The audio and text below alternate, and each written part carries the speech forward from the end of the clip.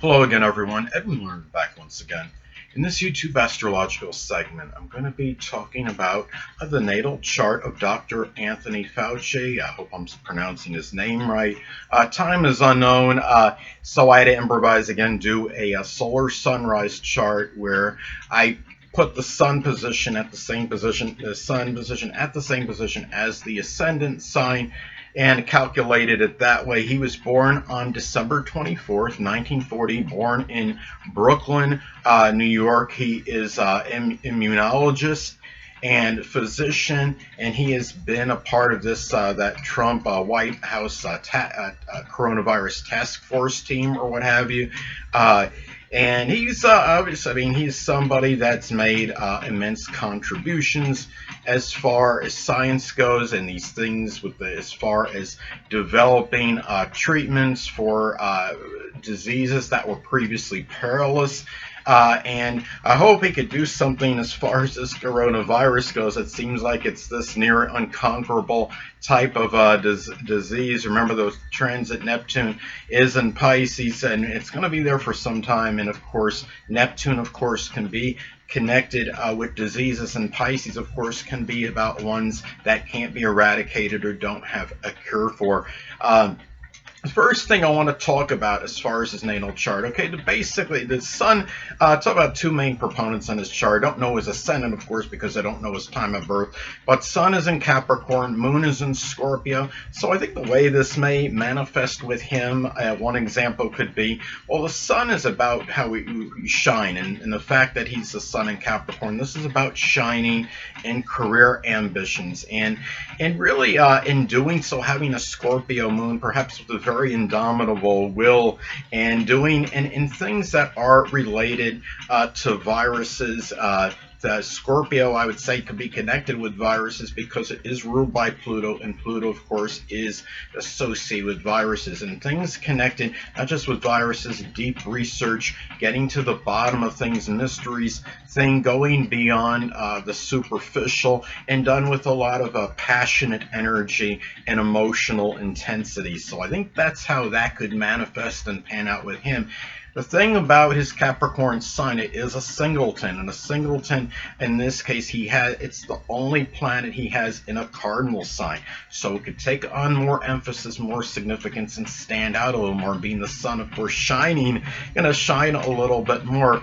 The sun in astrology can be about our conscious energy and about being very cognizant, alert, being in its conscious awareness. The way this may manifest in his case, being given that the sun in Capricorn is a singleton, this could be a very strong disdain, perhaps for others that aren't as conscious, that are oblivious, and to Capricorn related things such as working within parameters, authority, matters connected with restrictions and responsibilities. And since we're talking about the coronavirus and you have all these stipulations and restrictions going on with it, I could see how that could be manifesting with him, and he's expressing that energy very strongly. Capricorn energy can be about this thing, but it could really be more emphasized in terms of others not being conscious, not being cognizant of these things, and listening to matters connected with authority, and the fact he is an authority on matters connected with viruses and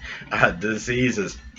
Now, another thing that I noticed, something else that stood out in his chart, he has a fixed T-square configuration in his chart, and it consists of the moon in Scorpio making an opposition to Jupiter-Saturn conjunction in Taurus. And both those energies are squared by the Pluto in Leo conjunct Chiron in Leo. And the thing about it is, of course, when you have a fixed T-square in your natal chart, it can be about very intransigent, intractable energy. There can be a lot of obstructions and obstacles, but one where a person may have to use a lot of willpower in order to work there. It could give a lot of inordinate willpower and very indomitable spirit and will, but at the same time, in someone that can accomplish a lot of things through a lot of persistence and dogged effort.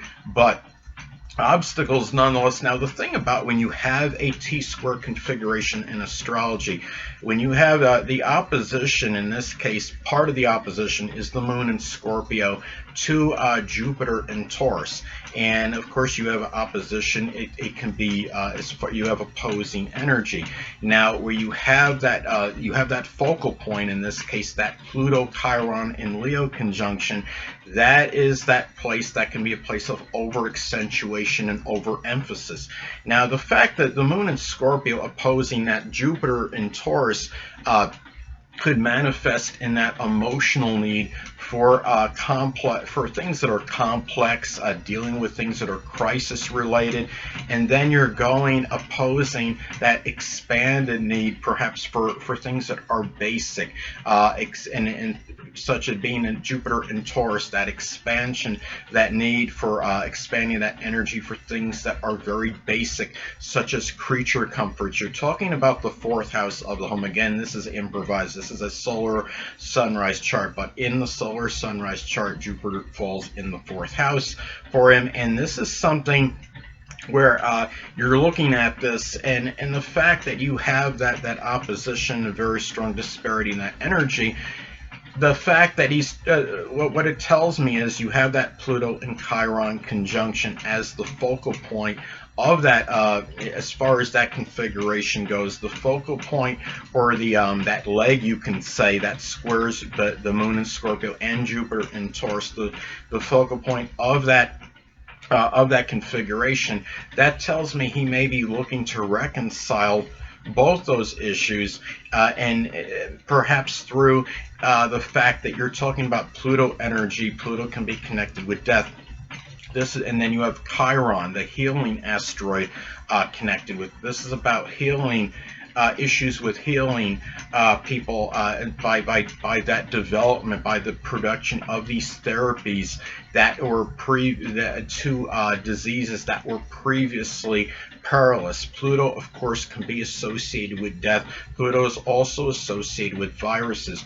You're talking about the Chiron healing energy, it being in Leo, gaining notoriety for this. The fact, what this does is it satisfies, I think, to me, the moon and Scorpio energy and the Jupiter and Taurus energy, because it helps in terms of that emotional need for things that are complex, that are mysteries, things that are associated with viruses, and things that are perilous and death related. And you have the Jupiter and Taurus, of course, having that need for the creature comforts, expanded energy for those creature comforts at home. He's making money, obviously, by doing this, and that is where I see how it works in terms of working both ends of the moon, the moon in Scorpio and Jupiter in Taurus. Now, another thing that I noticed too in his chart is that, well, first I want to say about Dr. Fauci is that having the Mercury in Sagittarius and the Venus in Sagittarius, I see a lot of benevolent and goodwill energy. I believe he's very intrinsically motivated. Yes, we all have to make a living and generate income. He has Jupiter in Taurus. Obviously, he could be very lucky in monetary matters, but I think, and very prosperous in this, and the fact that conjunct Saturn in his career as well. But I do believe a lot of this is because he truly wants to help people, and he's been doing this for a very protracted period. Sun in Capricorn can be about longevity. He has certainly been doing this for a very good time. Now, as far as his Yod configuration goes, now it's a little bit controversial. Some people may not see this in a Yod, but I'm counting the North Node in Libra. He has the North Node in Libra making a sextile to his Venus in Sagittarius, and both those points make an inconjunct to the Jupiter Saturn in Taurus conjunction. Now, the way I think this may manifest in his case is that he's bringing that love of that really you're talking about, that Venus in Sagittarius, that love for higher education, for enjoyment of being a perpetual learner, and also North Node in Libra. Matters connected, I would say, by bringing a lot of active communicative ability, the expression, articulation of ideas, being able to bounce ideas off others where his future is directed toward, and injecting that energy into Jupiter, and being that you could say that apex point, that Jupiter-Saturn conjunction in Taurus. What that tells me, this is where he was able to have a career that was very prosperous, and really, and that is how I believe that could manifest and pan out in this particular case. I mean, that is where you see a lot of that energy going into, in terms of doing something that was career related, that was going to be very fortuitous, that was going to wind up being very prosperous for him, and doing so with a lot of concentration. Being in Taurus, a lot of concentration, a lot of persistence, a lot of patience. And so I think that is how for him it may have manifested and panned out. So anyway, now I noticed too he has no planets in air in his chart. Maybe this is why he is such an advocate for the social distancing. I'm only joking, of course. He does have the North Node in Libra, and in the solar sunrise chart, he has Libra on the cusp of the 10th house. Hold on a moment, people.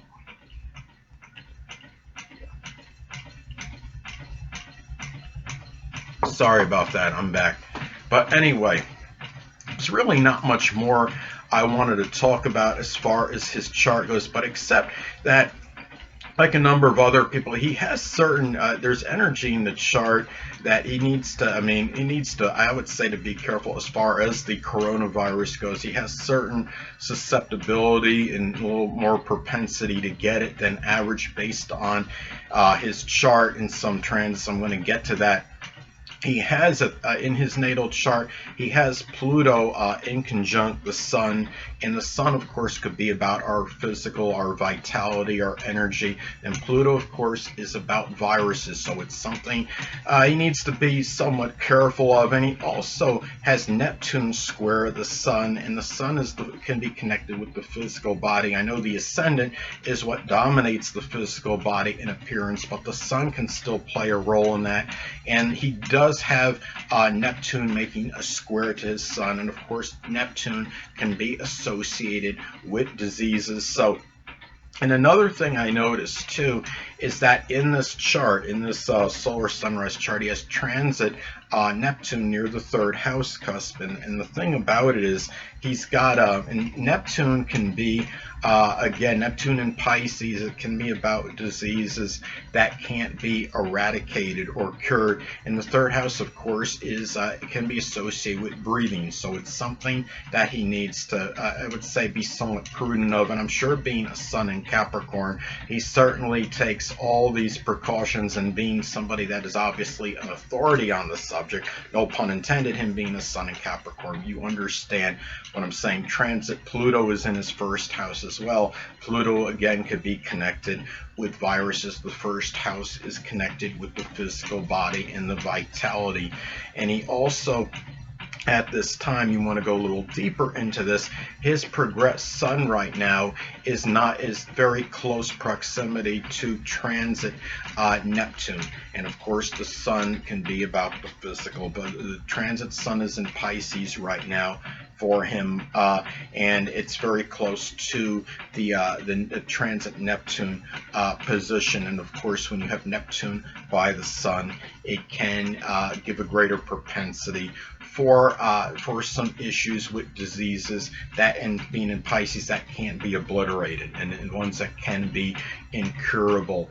And again, Pisces can be connected with the mucous membrane. So anyway, the only other thing I wanted to say that I noticed in his chart, going back to the Pluto Chiron conjunction, to me that's the indicator of him in terms of this development, this production of the therapies for previously perilous, no, not debilitations, diseases. And because you have to remember, Chiron is healing energy, Pluto is associated with things that can be fatal and death. So, and another thing too, in the solar sunrise chart, he also has Neptune in the ninth house, and he did go to college for medicine, and Neptune could be connected with medicine. It makes a loose conjunction, if you will, to the North Node. And it tells me that's where the future lies. I believe he went to some school and for arts or something as well, and of course Libra is associated with art. He has the North Node in Libra, conjunct Neptune and Virgo in the ninth house of higher education.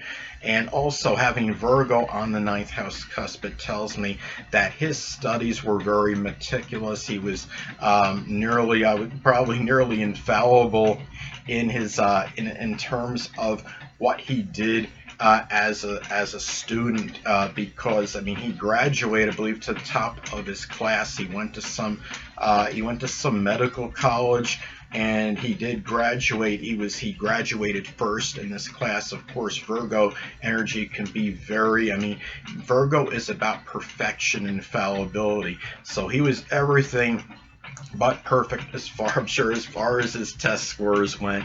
So anyway, people, there's really not much more I wanted to say on this, and I just think it's something, right? I mean, his chart is it's very interesting, and it's really astounding the fact he's got no planets in air. Maybe he has an air ascendant in his chart. Of course, the time being unknown, it's very nebulous and unclear, but I think a lot of the fact that there's no planets in air. A lot of times when people have no planets in air in their chart, they're often about overcompensation, and maybe he just felt this need to just assimilate so much information and constantly learn and be that perpetual learner. And a lot of that, I think, is attributed to the Mercury being in Sagittarius. He has it based on the solar sunrise chart at 22 degrees.